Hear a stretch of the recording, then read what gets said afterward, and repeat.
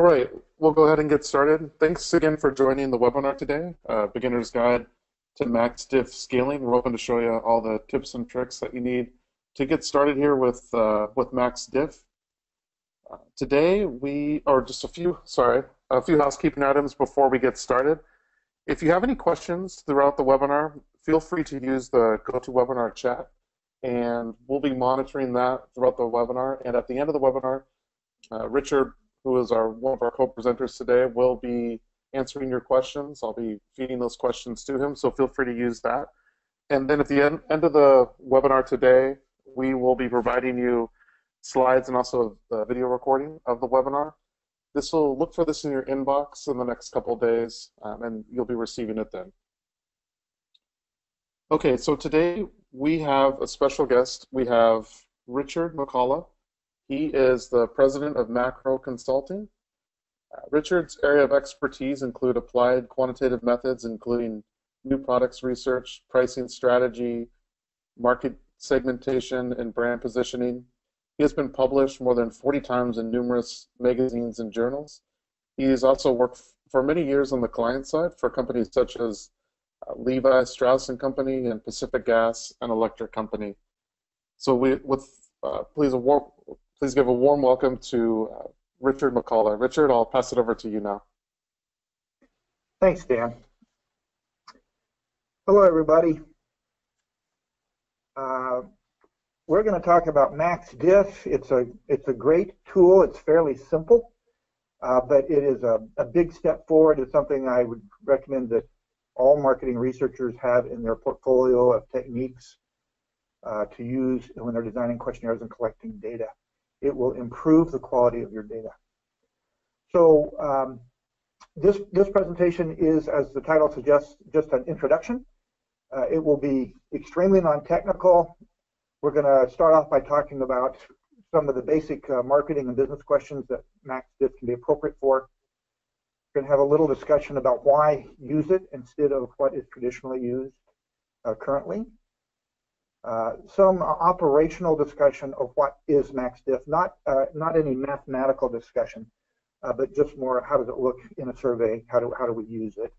And then we're going to talk about an extension to MaxDiff that I developed and published a few years ago because it illustrates the power of MaxDiff kind of nicely, in my opinion. And then I'll just wrap up with a summary of what we've covered. But the whole thing will be fairly straightforward and superficial. So if you do have particular questions that I haven't answered in this presentation, please feel free to pass them on to Dan. So the kinds of questions that MaxDiff can answer. What features do consumers want most in my new product or in my existing product? How satisfied are my customers in the various dimensions that I might measure satisfaction? What are my customers' attitudes in a particular subject area? Or what are their lifestyles? Or what are their psychographics? How do my customers feel about my brand? These questions and many others, MaxDiff is virtually ideal for. Why use MaxDiff? Because what we do now typically is use rating scales batteries. And I'm going to talk about rating scales batteries for a minute to explain why I would suggest you use MaxDiff whenever possible. A rating scale, I think we're probably all familiar if you've done any research before, if you've ever written a questionnaire or even taken one, you've probably seen a rating scale battery. And that is a whole bunch of items or statements where you're rating each of them on a scale, like a 5-point scale you see here. In this example, we're asking people to rate the Sony brand on a bunch of brand imagery statements, and they're using a scale from 1 to 5, depending on how strongly they think that statement describes the Sony brand. This is very common. We use them all the time. So common. Here are some of the subject areas we use rating scale batteries: attitudes, lifestyles, psychographics, satisfaction surveys. Importance, like feature importance, brand imagery, brand preference. These are the kind of subject areas that we use rating scales data now.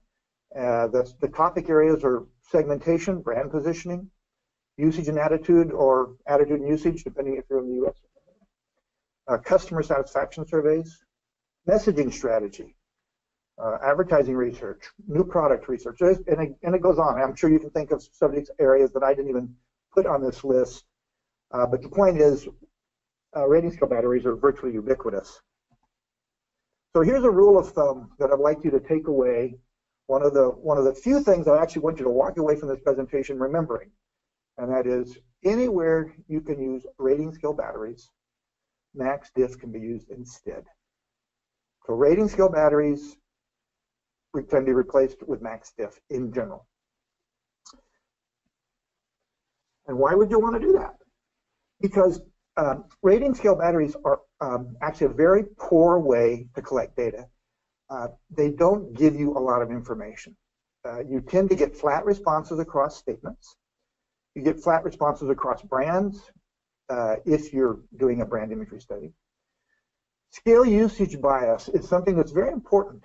Different people have tendencies to use different parts of the scale regardless of the statement they're evaluating.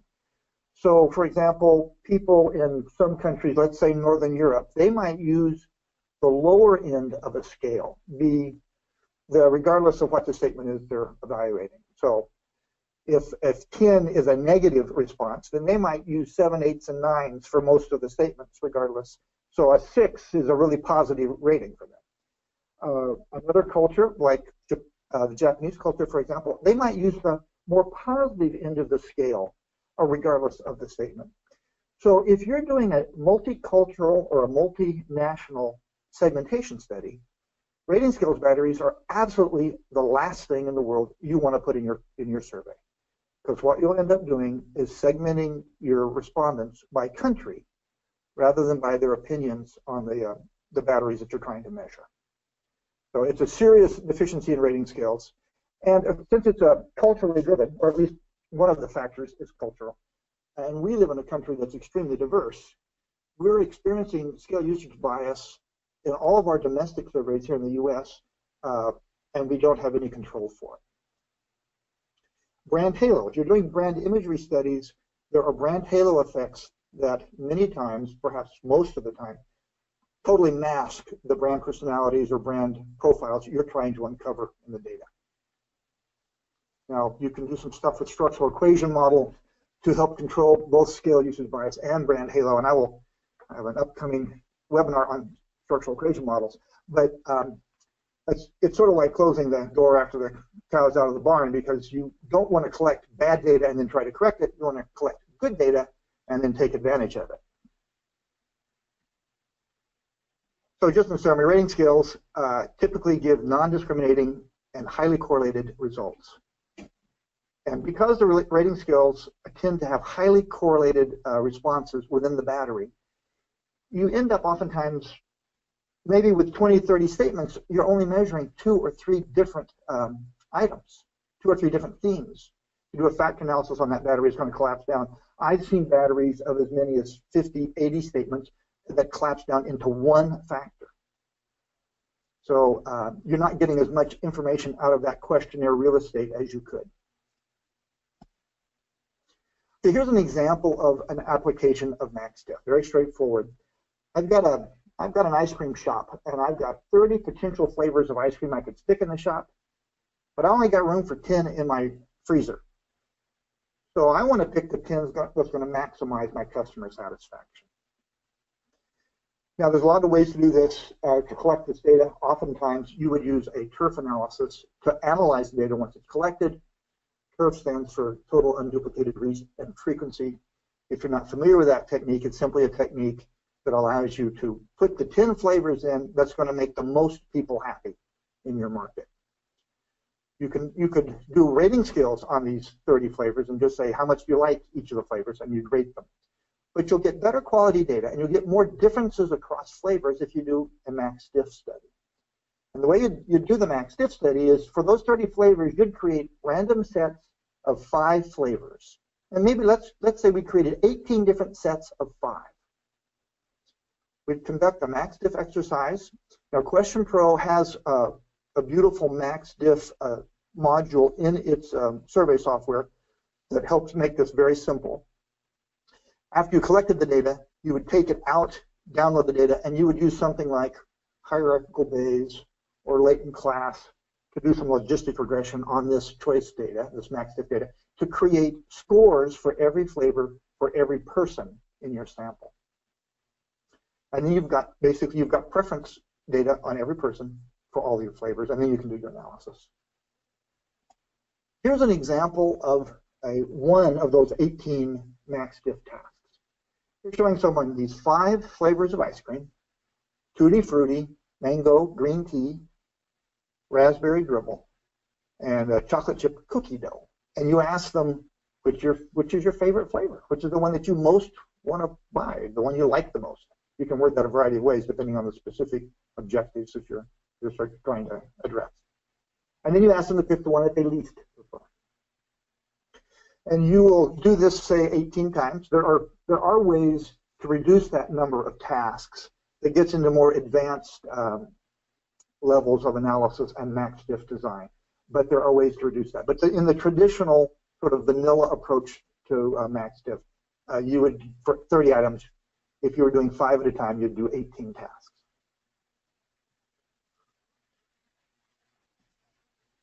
So you have these multiple tasks, in our case, probably 18. 3 to 5 items is typically what you're going to show people. Again, you could do more, you could do less, but in terms of data collection efficiency, really 4 or 5 items is optimal. We get scores for every person in the sample on every item in the MaxDiff task that we can use as preference ratings. Now, one thing I'd like to mention before we go much further is, this is the classic traditional MaxDiff, the original form of MaxDiff. In this form of MaxDiff, what you get is accurate preference measures for all 30 items in the list, but the numbers you get are not absolute. They are relative to the other numbers in the list. So if Tutti Frutti gets a 10, the 10 itself means nothing until you compare it to all 29 other items in that list. There is no absolute reference point. What's bad about that is you can't then compare the results from this study to a separate study, or you can't do a tracking study over time because these answers are relative. But there is a way to fix that, and I will show you that in a second. This is an example of exactly the same kind of vanilla MaxDiff task, except this one is for branding, so it's called a brand-anchored MaxDiff. So we're asking questions about Sony brand, just like we did on the rating scales earlier in this presentation. Well, now we're using MaxDiff to measure what people think of Sony. So we have them pick which of these 5 statements they most think describes Sony, and the one that they think least describes Sony. So they just pick 2 out of the 5. Now I'm going to walk you through a little more advanced form of MaxDiff just to give you a flavor for what you can do, and also to show you how I'll show you some results from this one to show you how much better. Now, I mentioned before that MaxDiff gives relative answers. There's a way to fix that, and that's called dual response. Here is that MaxDiff task I just showed you on the slide before. And now there's a second question below the MaxDiff task. After they pick their most and their least, we ask them, would you associate all of these statements with Sony? Do they all describe Sony? Would you say that only some of these statements describe Sony and some don't? Or would you say that none of these statements describe Sony? This second question, which we would do after every task, allows us to create a 0 point, an absolute point that is a reference then that so we can use this data and compare it to other studies, other brands, and it gives us an absolute stake in the ground, if you will, so we can use this data in a less relative way. Very powerful and very useful, and required if you're going to do brand imagery work with MaxDiff. So I just said that, so I'll continue on. Now, MaxDiff takes longer than rating scales. Probably its biggest negative, maybe its only negative, is that it takes longer for the respondent to complete a MaxDiff task for 30 items, say, than it would to simply rate 30 items.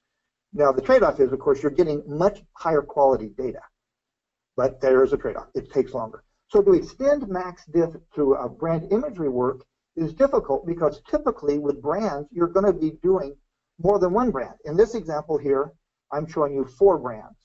One of the things that we've done to make brand-based MaxDiff more efficient is we put all 4 brands on the screen at once. For each task, you see 4 brands. You answer the task, or that set of 5 brand imagery statements, you answer it 4 different times. Once for Apple, once for Logitech, once for Samsung, and once for Sony. By sticking all 4 brands on the page rather than doing these one at a time, it makes it go much quicker. So I just said that it takes longer, and this technique makes it more efficient. It does decrease the interview time dramatically. But there's still one more thing we want to do on this, because we found that people get confused when they see all 4 brands at once like that. A lot of times they think we're trying to get them to compare across brands, which we don't want to do. So we do something else. We have animated this task, and I'm going to play you a little video to show you how the task works in animation. So first you see the Sony brand, and you pick the best and the worst for Sony. As soon as you hit that second button, the next brand pops up. Now these brands, of course, are randomized. That's one of the beauty of online programming. So there's Samsung is done. Now you jump to the next brand. You pick your best and your worst for that brand. And then you go to the last brand. You pick your best and your worst again. If you want to change your mind, you take your cursor over to one of those brands. It will highlight it.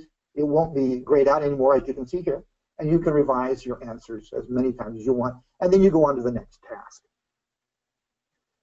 This speeds it up dramatically and makes doing brand imagery measurement using MaxDiff practical.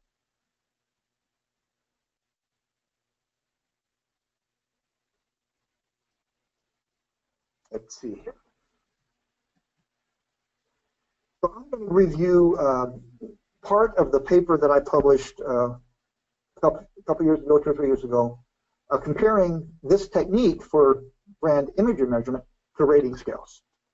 And we're going to look to see if we care about inter-brand discrimination, we care about inter-item discrimination, we care about predictive validity. I mean, how well does the data you collect on brand imagery predict brand purchase likelihood, for example, using both rating scales data and using MaxDiff data. So what we did, we had a simple 2-cell design. We had 3 brands, we had 12 items. This was a fairly small brand imagery study, and it's because I was piggybacking this on some other commercial work, and this is just the way it worked out. We can do this technique with 4, 5, 6 brands, 20 to 30 items as well. So this is small, but it's sort of a proof of concept. We did brand imagery measurement. We had 3 dependent variables that we used in some predictive validity evaluations, and then we had some demographics in the questionnaire. Here's the money slide. This slide sort of sums up everything that was done and concluded in the analysis. On the left-hand side, you have a chart of the rating scales data. You can see that one brand particularly is flat as a pancake down there at the bottom. There's a huge gap between that and the brands above. And even the brands above have very little differentiation across items. If you look to the chart on the right-hand side, you'll notice much bigger peaks and valleys for all 3 brands, but particularly the brand that is in the blue line that's on the bottom of the, well, both charts. It's the lower line on both charts. But all 3 of these brands have really nice, sharp differences across items. Much better inter-item discrimination for all 3 brands. The gap between that blue line and then the yellow and the teal is much smaller in the right-hand chart, which is also good. It has space validity from the point of view of the client that has street knowledge. Also, the blue-lined brand was a new brand to the marketplace. a high-tech brand with some technological innovation. And item 5, you see there where it actually scores higher than the yellow brand, at least on the right-hand chart, is an item about innovation. So the gap is smallest where it makes the most sense between the new brand and the other two brands in the right-hand chart. So it's much more interpretable, and we get much better discrimination. It's simply much better quality data. That's why it's worth the effort to use MaxDiff. Now, when you're using MaxDiff on a more traditional application like feature importance or customer satisfaction, you don't need to go to the sort of heroic efforts we went through to make it work for brand imagery. I just use this as an example both to show you how far you can take it as an extension, but also the quality of the data is so dramatic. So we're at the end. This MaxDiff is a fairly straightforward technique to describe, fairly easy concept to explain, so it doesn't take too long. And it's superior to rating scales in just about every way possible. You get better inter-item discrimination. You get better predictive validity. I didn't share that data with you, but you can read my paper if you don't believe me. If you handle the dual response question in a very specific way, it's one of the learnings from that paper was how to do that. You can eliminate brand halo completely from your brand imagery measurement analysis. And regardless of how you handle dual response, you will eliminate scale usage bias. There is no scale in MaxDiff questions, it's just choice. So there's no possibility of scale usage bias. So it's ideal for multicultural or international, multi-country studies. And you also get fewer invalid completes because it's very difficult to flatline a MaxDiff exercise. And as I said before, MaxDiff can take longer to complete than rating scales. And because of that, you can't really accommodate as many items as you can in a rating scale. I mean, theoretically, you can do 100 items in a rating scale. People may be dazed and confused by the time they finish the battery, but you can't do it. And it's very difficult to do that with MaxDiff. Although, as I've also mentioned earlier, there are tricks and tweaks you can do to kind of squeeze more out of the MaxDiff than the traditional techniques. And you can get a lot more items in when you're getting a little bit more advanced. So thank you very much for your time. I appreciate it. And if there's any questions, I'm available to discuss those. Great, thanks, Richard. I think that was really, really insightful. I really liked what you mentioned about, breaking it down into the different, the 30 ice cream flavors, and you can only pick 10. I think that was an awesome example. We did have some questions come in. I will get to those now. Let me take a look here. So Eric asks, what is the optimal sample size that you need for using MaxDiff? That's a really good question.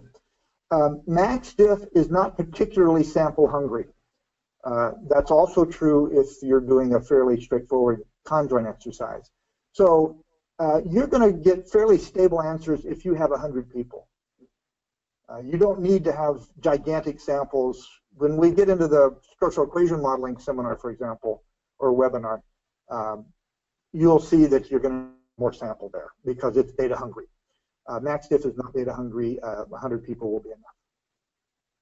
Does that 100 still hold true if I want to segment my data later on by maybe male, female, and then those splits get smaller?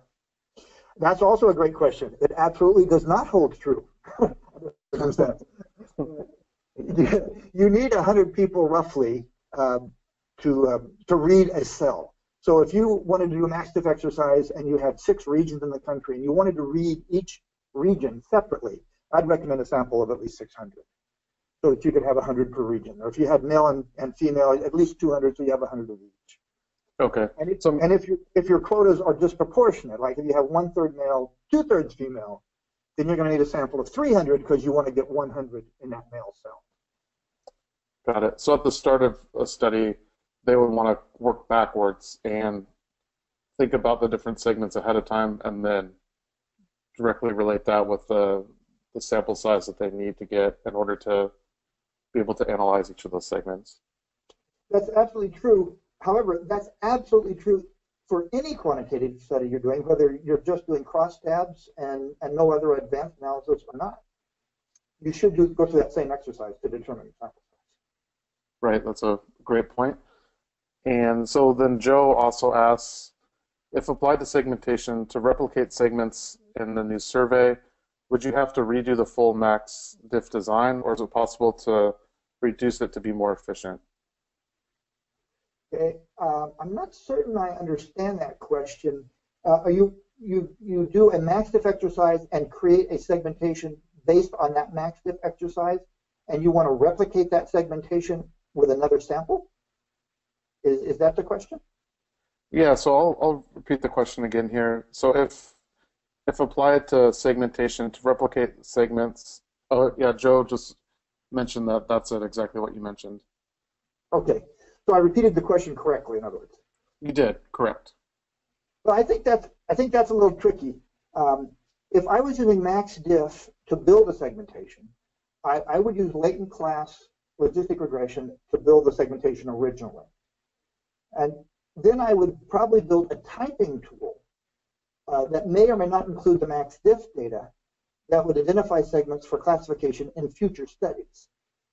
If my MaxDiff data was used in the typing tool, then I would need to repeat the MaxDiff data, the MaxDiff exercise as it was in the original, because if you change the item set, like if you had 30 and you reduced it to 15, you're changing the utilities that are going to be derived from that exercise as well, because these are all comparisons. You're taking best and worst from a set, and if you change the set, then you change the meaning of best and worst.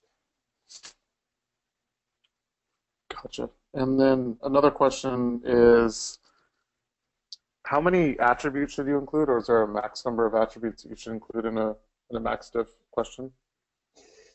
That question is also a very important question, and it's not a statistical question. It's a human factors question. It's really how smart are your respondents?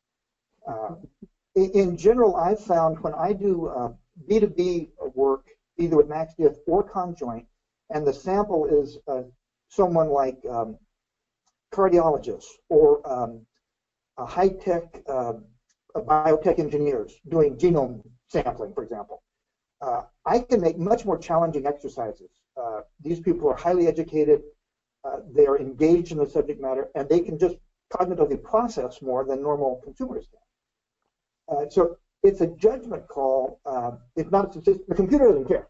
I can do 1,000 items in exercise.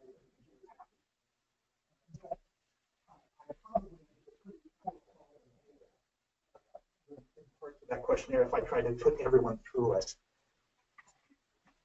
So you can pre-test it to see how well your respondents are doing, but that's a judgment call. It's not really based on the numbers. Is there a sort of a sweet spot, so to speak, that if you have an average respondent, that you should only be asking them to differentiate between 5, 10 attributes, or is there a best practice there on if I wanted to do 30 and I know that my audience isn't going to be able to support that, can I still input my 30 and then maybe only ask so many attributes and run them through different tasks? Is that a possibility, or what are your thoughts around that? Well, as I said during the slides presentation, there are ways to reduce the number of tasks that you show people. Ralph Wirth has done some nice work in that area. He's a German marketing scientist and developed a couple of different techniques, a sparse MaxDiff and express MaxDiff, that both have been shown to work very well. So the traditional approach of taking 18 tasks to 5 things when you have 30 items can actually be cut down. Depending on the details of your specific study, you might be able to cut those 18 tasks down to as few as 6 and still get reasonable answers out of your data. So it's hard to say in absolute. There are other techniques as well. I mean, you can bridge samples. You can show, let's say you had 100 items, you can show 25 items to each of 4 different groups and then try to connect them back together in some sort of bridging fashion. There's a variety of things you can do to reduce the number of tasks per person. So you can take a large number of items, put them in a MaxDiff exercise, and be successful. But it will take a little bit more thinking than if you had, say, 30 items. Gotcha. Okay. No, that makes sense. And then I think, sort of a final question here, and this is a bit of a lengthy one, but I'll let you try to tackle it here. So, someone asks here, if you have tracking studies with rating scales and you want to try to switch them over to, MaxDiff question type, are there any best practices there? I know that oftentimes with tracking studies, you have these rating scales that have been going for a long time, and it's hard to just up and replace those. Have you run into any best practices or things that you've seen that have worked well if respondents, or I mean, sorry, if clients want to do something like that?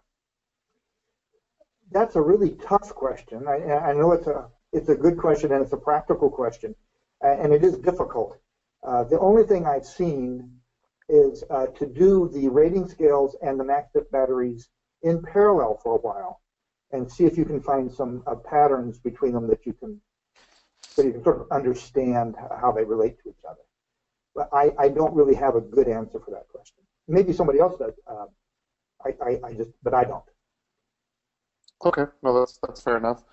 It looks like those are all the questions. If anybody else on the line has any questions that you want to get in before we get off the webinar here, please feel free to shoot them over now. If not, and you have any questions later, you can definitely see on the screen Richard's contact information. There's my contact information as well. So please feel free to contact us if you have any questions, after the webinar that come up. And with that, I think we'll end it here. Thanks, Richard, for your time. We really appreciate it. This is really My pleasure. insightful, and I got a lot of insightful information, and I'm sure that our webinar attendees did as well. So again, thank you very much. Thank you. It's a pleasure to be here. All right. All right, everyone. We'll see you later. Bye.